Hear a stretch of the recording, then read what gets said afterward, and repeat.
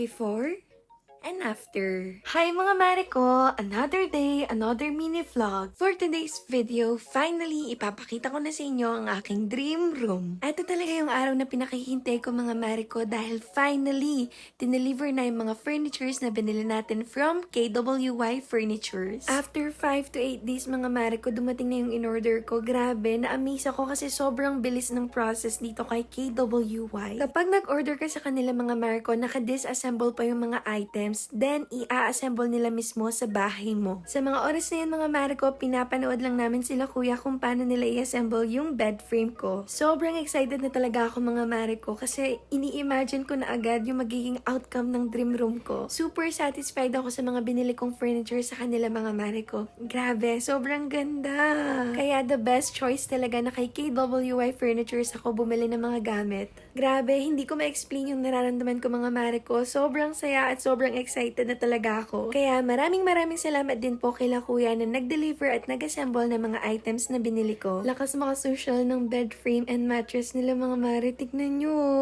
sobrang ganda ng quality. At bumili pa ako ng isang bed frame mga mare ko para naman kila ate. And sobrang ganda din ng bed frame nila mga mare ko at mattress. Ayan, tignan nyo. Ganda diba? The best talaga ang KWY Furnitures. At eto na ang resulta ng aking dream room. Welcome to my room mga mare ko! Very simple lang yung room ko mga mare ko. Parang ako din yan. Dinedefine niyo yung sarili ko kasi gusto ko nga sa simple pero maganda yung vibe na kung saan makakapag-relax ako ng maayos. Pero eto talaga yung nagdala sa room ko mga mare ko, yung bed frames ko, yung mga furnitures na binili ko from KWY Furniture.